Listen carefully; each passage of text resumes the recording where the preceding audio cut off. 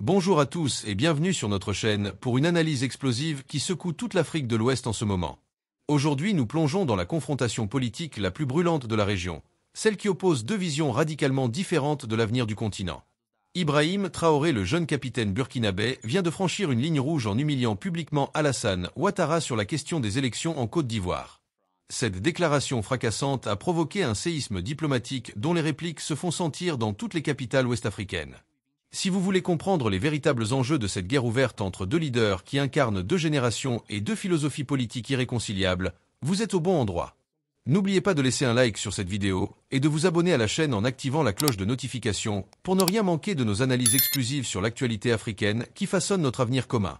Restez jusqu'à la fin car cette histoire est absolument captivante et révèle des vérités que beaucoup préféreraient garder cachées. La relation entre Ibrahim Traoré et Alassane Ouattara atteint un point de rupture sans précédent dans l'histoire moderne de la sous-région ouest-africaine. Le jeune capitaine burkinabé, arrivé au pouvoir en septembre 2022, n'a jamais caché sa méfiance envers le président ivoirien, qu'il accuse ouvertement de maintenir des liens compromettants avec l'ancienne puissance coloniale française. Cette posture idéologique radicalement différente de celle adoptée par les dirigeants traditionnels de la CEDEAO a créé une fissure profonde dans les relations bilatérales entre les deux pays voisins. Traoré représente une nouvelle génération de leaders africains qui refusent catégoriquement la tutelle occidentale et qui prônent une souveraineté absolue dans la gestion des affaires intérieures de leurs nations respectives. Sa rhétorique anti-impérialiste trouve un écho particulièrement favorable auprès des jeunes populations africaines qui aspirent à une véritable indépendance économique et politique. L'incident diplomatique le plus retentissant s'est produit lorsque Traoré a publiquement remis en question la légitimité démocratique du régime d'Ouattara, faisant référence aux controverses constitutionnelles entourant son troisième mandat présidentiel contesté. Cette déclaration fracassante a provoqué une onde de choc dans toute la région et a forcé les autres chefs d'État à prendre position sur cette querelle qui dépasse largement le cadre bilatéral. L'élection présidentielle ivoirienne de 2020 reste gravée dans les mémoires comme l'un des scrutins les plus controversés de l'histoire politique du pays.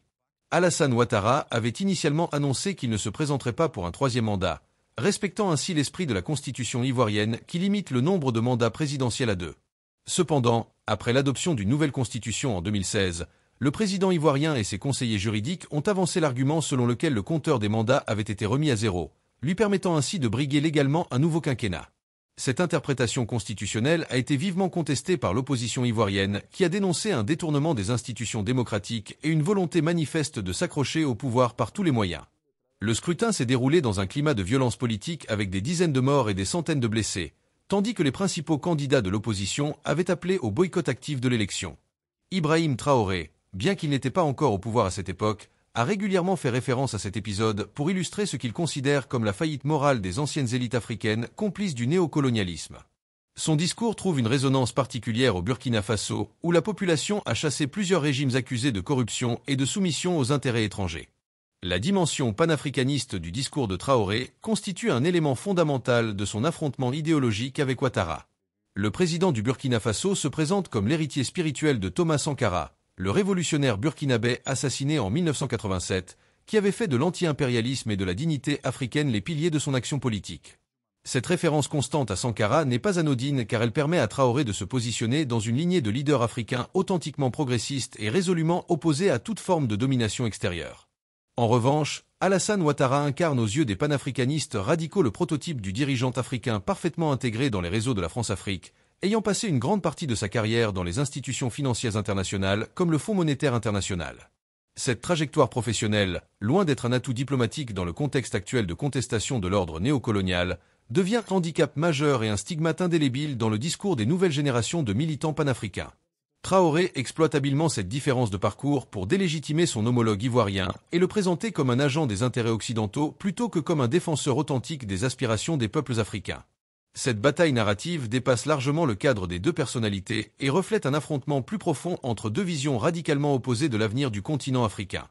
Les accusations portées par Ibrahim Traoré concernant l'ingérence présumée de la Côte d'Ivoire dans les affaires intérieures du Burkina Faso ont considérablement envenimé les relations entre les deux pays.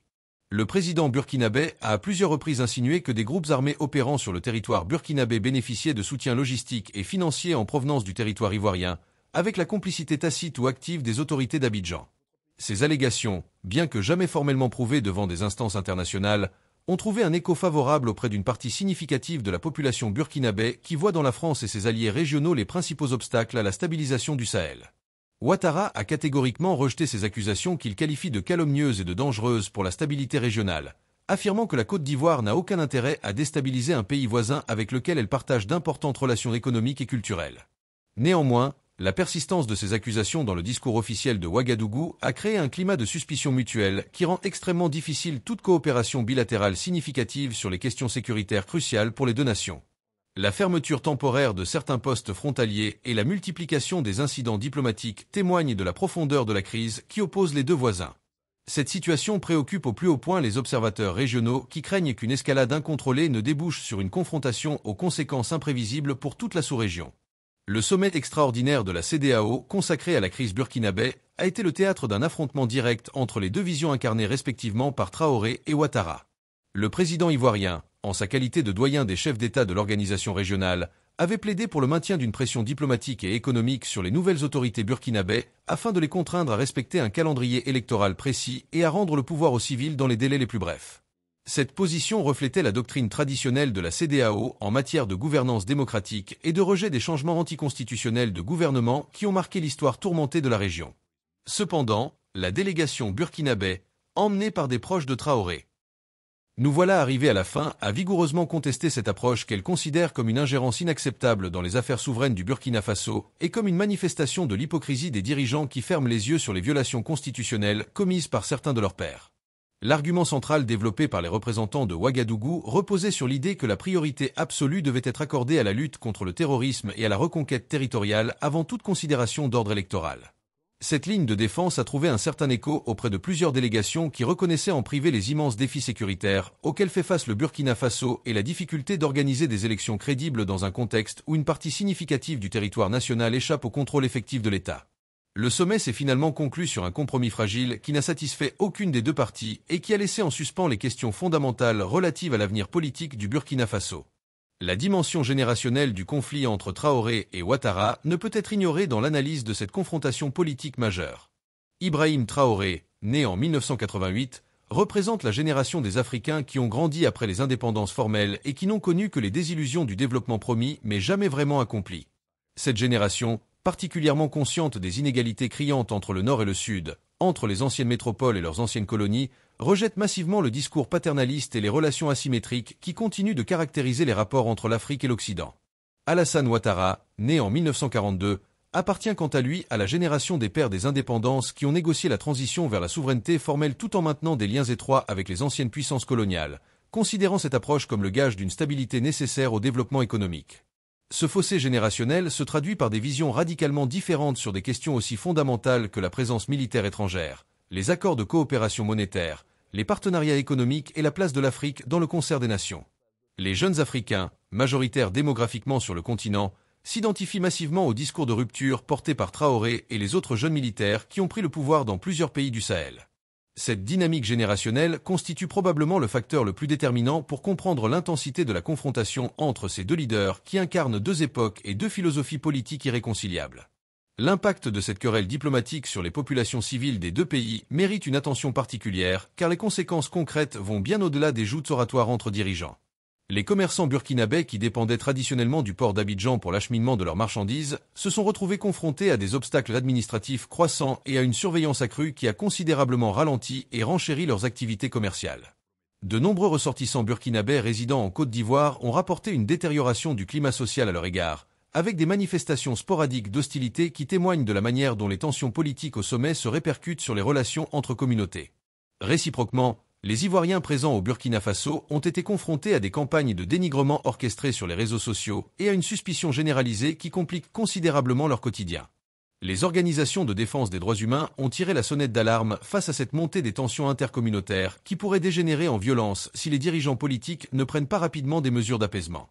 La fermeture de certains corridors de transport a également eu des répercussions économiques significatives pour les deux pays, la Côte d'Ivoire perdant des revenus douaniers substantiels, tandis que le Burkina Faso voit ses coûts d'importation augmenter dangereusement. Cette situation illustre parfaitement comment les égos surdimensionnés et les calculs politiques à court terme des dirigeants peuvent avoir des conséquences dramatiques pour les populations ordinaires qui aspirent simplement à vivre en paix et à prospérer économiquement. Le rôle des médias et des réseaux sociaux dans l'amplification de cette confrontation entre Traoré et Ouattara constitue un phénomène particulièrement intéressant à analyser. Les partisans du président burkinabé ont développé une véritable armée de communicants digitaux qui inondent quotidiennement les plateformes comme Facebook, Twitter et TikTok de contenus visant à ridiculiser Ouattara et à le présenter comme un pantin au service des intérêts français. Ces campagnes de communication, souvent agressives et parfois basées sur des informations tronquées ou carrément erronées, ont néanmoins réussi à façonner une opinion publique largement favorable à la ligne dure adoptée par Traoré vis-à-vis de son homologue ivoirien. En réponse, les communicants proches du pouvoir ivoirien ont tenté de dépeindre le président burkinabé comme un aventurier irresponsable qui mène son pays vers le chaos et l'isolement international par ses postures radicales et son rejet systématique de tout dialogue constructif. Cette guerre de l'information qui se déroule principalement dans l'espace numérique a pris une ampleur telle qu'elle rend extrêmement difficile pour les citoyens ordinaires de se forger une opinion équilibrée basée sur des faits vérifiables plutôt que sur des narratifs propagandistes. Les algorithmes des plateformes sociales, en amplifiant les contenus les plus polarisants et les plus susceptibles de générer de l'engagement, contribuent involontairement à l'envenimement de cette crise diplomatique. Plusieurs organisations de fact-checking ont tenté de rétablir certaines vérités factuelles, mais leur portée reste marginale comparée au déluge quotidien de désinformation qui alimente les passions nationalistes des deux côtés de la frontière. La lutte contre le terrorisme djihadiste constitue l'arrière-plan incontournable de toutes les dynamiques politiques et diplomatiques qui se déploient actuellement dans la région sahélienne. Le Burkina Faso fait face depuis plusieurs années à une insurrection multiforme menée par des groupes affiliés à Al-Qaïda et à l'État islamique qui contrôlent désormais près de 40% du territoire national et ont provoqué le déplacement de plus de 2 millions de personnes. Cette situation sécuritaire catastrophique a servi de justification principale aux deux coups d'État successifs qui ont porté d'abord le lieutenant-colonel Damiba puis le capitaine Traoré au pouvoir, la population burkinabé ayant perdu toute confiance dans la capacité des autorités civiles à assurer la protection des citoyens. L'approche sécuritaire adoptée par Traoré depuis son arrivée au pouvoir marque une rupture radicale avec les stratégies antérieures qui reposaient largement sur la coopération avec les forces françaises et les partenaires occidentaux.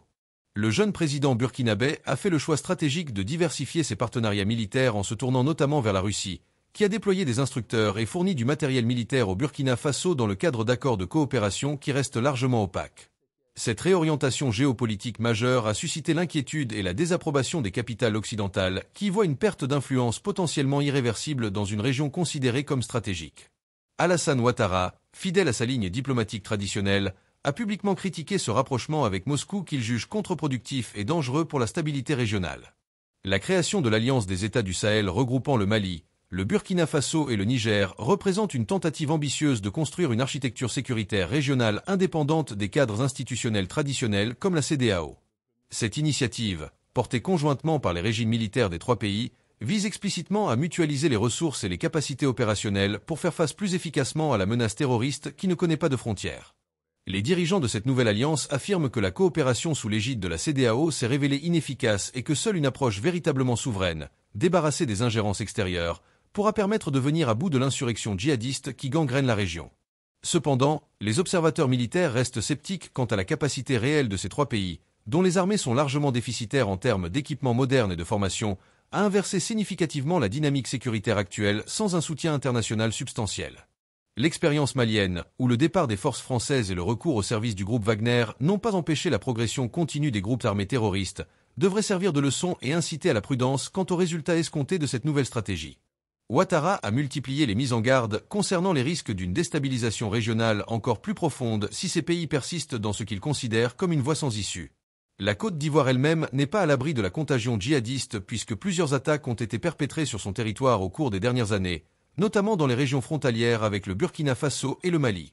Le débat sur l'efficacité respective des approches militaires et des stratégies de développement dans la lutte contre le terrorisme traverse toutes les discussions sur l'avenir du Sahel.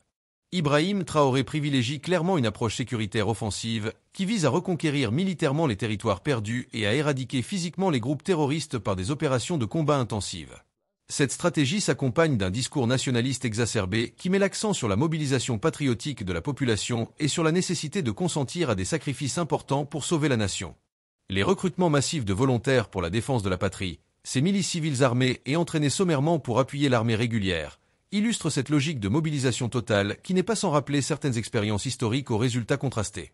En revanche, Alassane Ouattara et plusieurs autres dirigeants de la région plaident pour une approche plus équilibrée qui combinerait la nécessaire réponse sécuritaire avec des investissements massifs dans le développement des zones marginalisées où les groupes terroristes recrutent leurs combattants parmi des jeunes désœuvrés et sans perspective. Cette vision insiste sur le fait que la violence seule ne peut venir à bout d'une insurrection qui se nourrit des frustrations sociales, des inégalités économiques criantes et du sentiment d'abandon éprouvé par les populations des régions périphériques. Les défenseurs de cette approche font valoir que plusieurs décennies d'intervention militaire au Sahel n'ont absolument pas empêché la progression continue du phénomène terroriste qui semble même se renforcer au fil du temps. Le fossé conceptuel entre ces deux visions stratégiques contribue à alimenter les tensions entre Traoré et Ouattara, qui incarnent respectivement ces deux écoles de pensée. La question de la présence et du rôle des forces militaires étrangères au Sahel constitue probablement le point de divergence le plus fondamental entre les deux dirigeants. Ibrahim Traoré s'est fait le champion d'un rejet catégorique de toute présence militaire occidentale, qu'il assimile à une occupation néocoloniale déguisée sous des prétextes sécuritaires. Le retrait progressif des forces françaises du Burkina Faso, achevé au début de l'année 2023, a été présenté par les autorités de Ouagadougou comme une victoire historique de la souveraineté nationale et comme la condition préalable indispensable à toute stratégie militaire authentiquement burkinabé. Cette posture radicalement souverainiste trouve un écho puissant dans l'opinion publique burkinabé et plus largement sahélienne où le ressentiment contre la France atteint des niveaux historiquement élevés après des années de présence militaire qui n'ont pas empêché la dégradation continue de la situation sécuritaire. Alassane Ouattara adopte quant à lui une position beaucoup plus nuancée sur cette question épineuse, considérant que la coopération avec les partenaires occidentaux, notamment la France, demeure un atout stratégique dont il serait contre-productif de se priver dans le contexte actuel. La Côte d'Ivoire continue d'accueillir des bases militaires françaises sur son territoire et maintient des accords de défense avec Paris qui prévoient une assistance en cas d'agression extérieure ou de menaces graves contre la sécurité du pays. Cette différence d'approche sur la question militaire étrangère cristallise parfaitement l'opposition entre deux conceptions de la souveraineté nationale et du positionnement géopolitique optimal pour les États africains dans le contexte international contemporain. L'armement et l'équipement des forces armées burkinabé constituent un défi colossal que le régime de Traoré tente de relever en mobilisant de nouveaux partenaires internationaux disposés à fournir du matériel militaire sans les conditionnalités politiques généralement imposées par les pays occidentaux. La Russie, la Turquie et dans une moindre mesure la Chine sont devenus des fournisseurs importants d'équipements militaires pour le Burkina Faso, allant des drones de combat aux systèmes antiaériens en passant par les véhicules blindés et les armes légères. Ces acquisitions massives d'armement se font dans des conditions financières souvent opaques qui soulèvent des interrogations légitimes sur la soutenabilité économique de cet effort de réarmement pour un pays qui figure parmi les plus pauvres de la planète. Plusieurs experts en sécurité ont également exprimé des doutes sur la capacité réelle des forces burkinabé à absorber et à utiliser efficacement des systèmes d'armes sophistiqués sans une formation approfondie et un soutien logistique de long terme qui font actuellement défaut. Les résultats opérationnels concrets de cette montée en puissance militaire restent pour l'instant difficiles à évaluer de manière objective, tant les autorités burkinabé contrôlent étroitement l'information relative aux opérations de combat et aux pertes subies de part et d'autre. Ouattara a suggéré à plusieurs reprises que cette course à l'armement risquait de détourner des ressources précieuses qui auraient pu être investies dans le développement économique et social dont le Burkina Faso a cruellement besoin. Cette critique, perçue comme condescendante et paternaliste par les autorités de Ouagadougou, a contribué à envenimer davantage les relations entre les deux hommes qui semblent incapables de trouver un terrain d'entente sur quelque sujet que ce soit. La coordination opérationnelle entre les forces de sécurité des différents pays de la région constitue un impératif stratégique que les tensions politiques et diplomatiques rendent malheureusement de plus en plus difficiles à concrétiser. Les groupes terroristes exploitent habilement les frontières poreuses et les zones grises situées aux confins de plusieurs États pour se déployer, se ravitailler et mener leurs opérations avant de se replier dans des sanctuaires difficilement accessibles. Une réponse efficace à cette menace transfrontalière nécessiterait une coopération étroite en matière de renseignement, de partage d'informations opérationnelles et de planification conjointe des opérations militaires de grande envergure. Cependant, le climat de suspicion mutuelle qui prévaut actuellement entre le Burkina Faso et la Côte d'Ivoire rend extrêmement problématique toute collaboration significative sur ces questions pourtant vitales pour la sécurité des deux pays.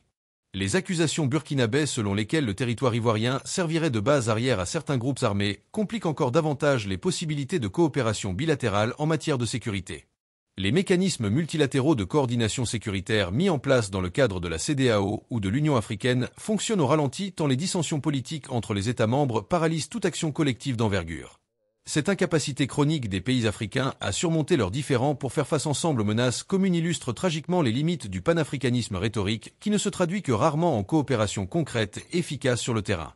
Les populations civiles, premières victimes de cette situation chaotique, paient le prix fort de l'irresponsabilité et de l'égoïsme de dirigeants plus préoccupés par leurs querelles personnelles que par le bien-être de leurs citoyens.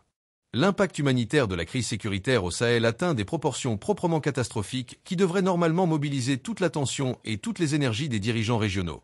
Le Burkina Faso compte aujourd'hui plus de 2 millions de déplacés internes qui survivent dans des conditions épouvantables dans des camps surpeuplés où les services de base comme l'eau potable, l'assainissement et les soins de santé font cruellement défaut.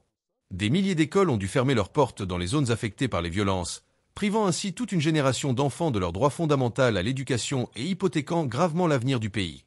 Les structures sanitaires, déjà largement insuffisantes avant la crise, se sont effondrées dans de nombreuses régions laissant les populations sans aucun accès aux soins médicaux, même les plus élémentaires. L'insécurité alimentaire touche désormais plusieurs millions de Burkinabés qui dépendent entièrement de l'aide humanitaire pour leur survie quotidienne, une situation d'une gravité extrême dans un pays traditionnellement autosuffisant sur le plan alimentaire.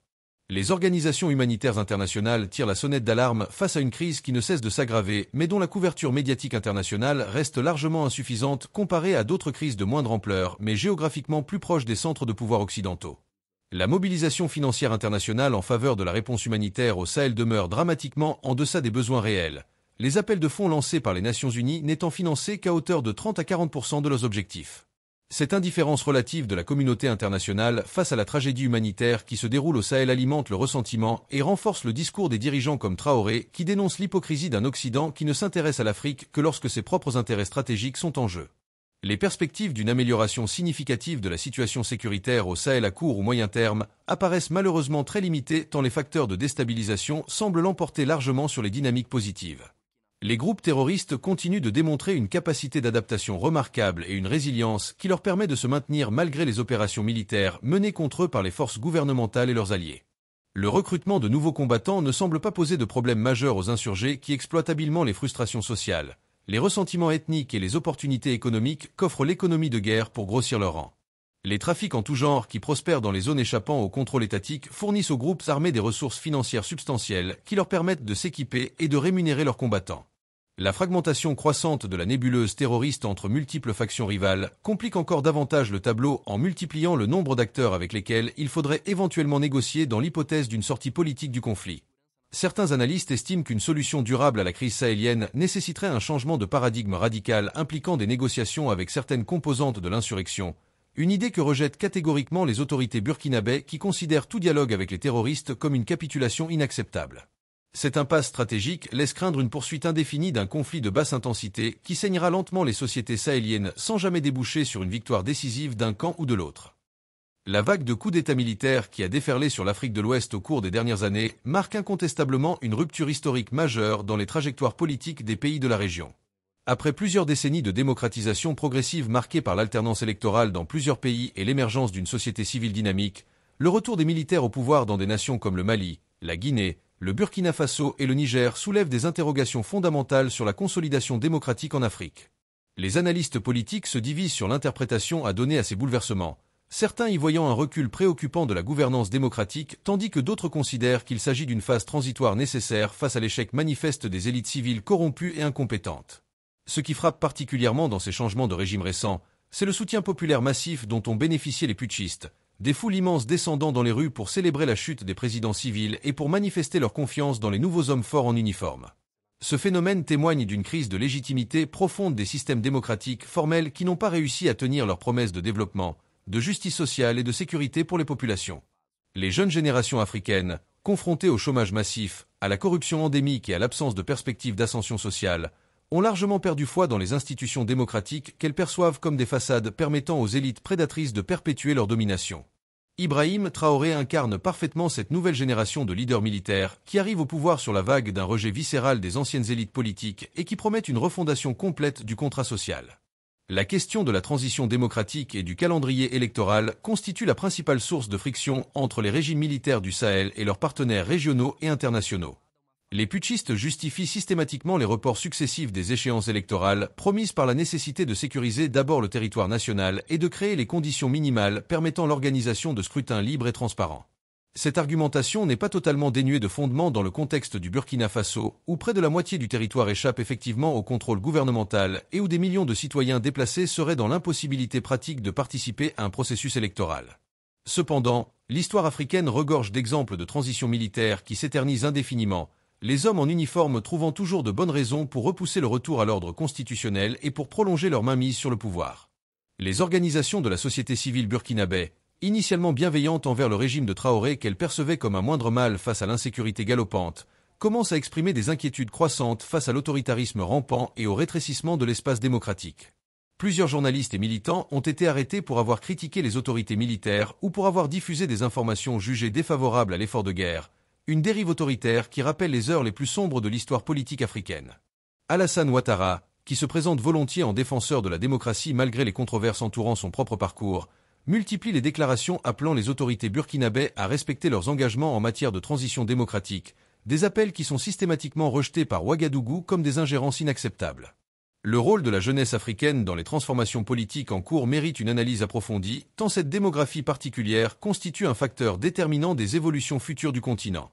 L'Afrique subsaharienne possède la population la plus jeune du monde avec un âge médian inférieur à 20 ans dans la plupart des pays de la région, une caractéristique démographique qui recèle à la fois un potentiel extraordinaire et des risques considérables. Cette jeunesse nombreuse, éduquée grâce à l'expansion de la scolarisation mais confrontée à un chômage structurel massif, constitue une force politique potentiellement révolutionnaire qui peut faire et défaire les régimes avec une rapidité déconcertante. Les réseaux sociaux ont amplifié de manière exponentielle la capacité de mobilisation de cette jeunesse qui s'organise, s'informe et se coordonne via les plateformes numériques échappant largement au contrôle des autorités traditionnelles.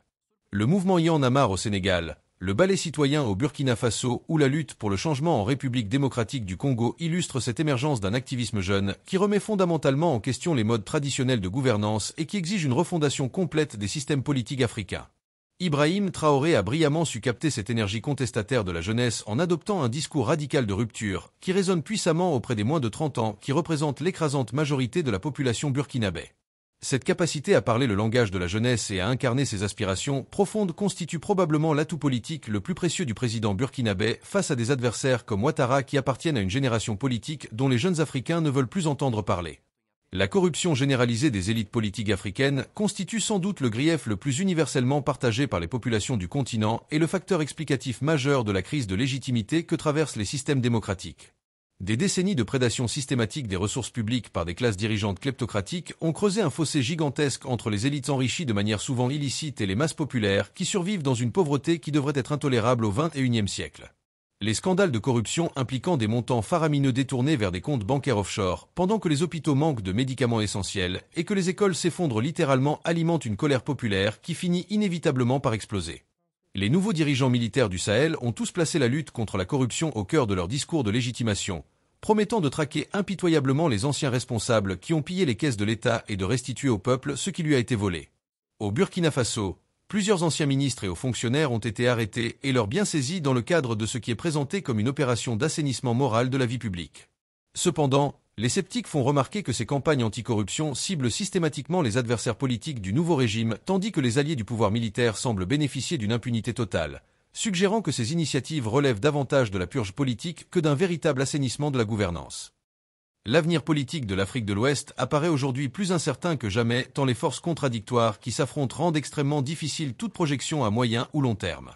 Plusieurs scénarios peuvent être envisagés concernant l'évolution de la situation dans la région, allant du plus optimiste au plus catastrophique, chacun présentant une certaine plausibilité en fonction des développements qui interviendront dans les mois et années à venir. Le scénario optimiste verrait les régimes militaires actuels réussir à stabiliser progressivement la situation sécuritaire, à jeter les bases d'une gouvernance plus inclusive et efficace, et à organiser des transitions démocratiques crédibles vers des autorités civiles légitimes bénéficiant du soutien populaire. Dans cette hypothèse favorable, la rupture actuelle avec les anciens schémas de gouvernance marquerait le début d'une véritable refondation politique permettant enfin aux pays sahéliens de sortir du cercle vicieux de l'instabilité chronique et du sous-développement persistant.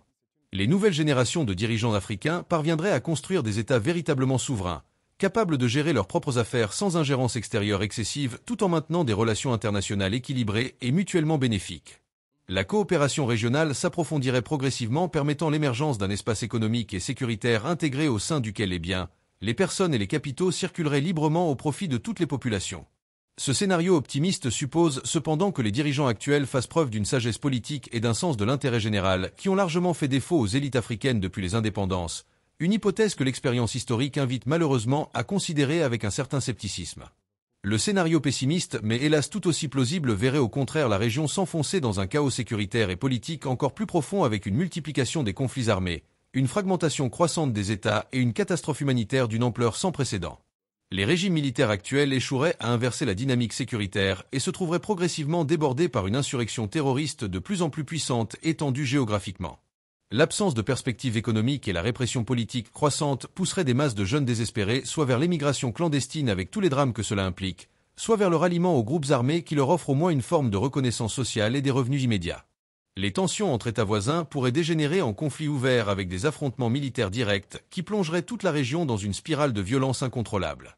L'effondrement complet de certains États devenus ingouvernables créerait des zones grises échappant à toute autorité légitime et servant de sanctuaire à toutes les formes de criminalité transfrontalière incluant le terrorisme, le trafic de drogue, la traite d'êtres humains et le commerce illégal d'armes. Les puissances extérieures pourraient être tentées d'intervenir militairement pour protéger leurs ressortissants ou leurs intérêts économiques, déclenchant potentiellement des guerres par procuration qui ajouteraient encore à la complexité tragique de la situation. Ce scénario catastrophe qui peut sembler exagérément pessimiste trouve malheureusement de nombreux précédents historiques dans d'autres régions du monde où l'accumulation de facteurs de déstabilisation a conduit à des effondrements étatiques aux conséquences humanitaires dévastatrices pour les populations civiles.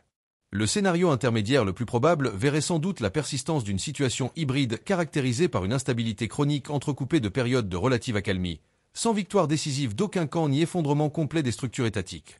Les régimes militaires parviendraient à maintenir leur emprise sur les centres urbains et les zones stratégiques tout en acceptant de facto l'impossibilité de reconquérir l'intégralité de leurs territoires nationaux dans un avenir prévisible. Une forme de partition informelle s'installerait durablement avec des zones sous contrôle gouvernemental bénéficiant d'une sécurité relative et d'un accès aux services de base, et des zones périphériques abandonnées de fait aux groupes armés qui y imposeraient leur propre ordre social et économique. Les populations civiles continueraient à payer le prix fort de cette situation avec des déplacements massifs, une insécurité alimentaire récurrente et une dégradation continue des indicateurs sociaux dans des pays déjà parmi les plus pauvres de la planète. Sur le plan politique, les transitions promises vers des régimes civils démocratiques seraient indéfiniment repoussées, les militaires au pouvoir trouvant toujours de bonnes raisons pour prolonger leur mainmise sur l'appareil d'État au nom de la sauvegarde de l'unité nationale ou de la poursuite de la guerre contre le terrorisme.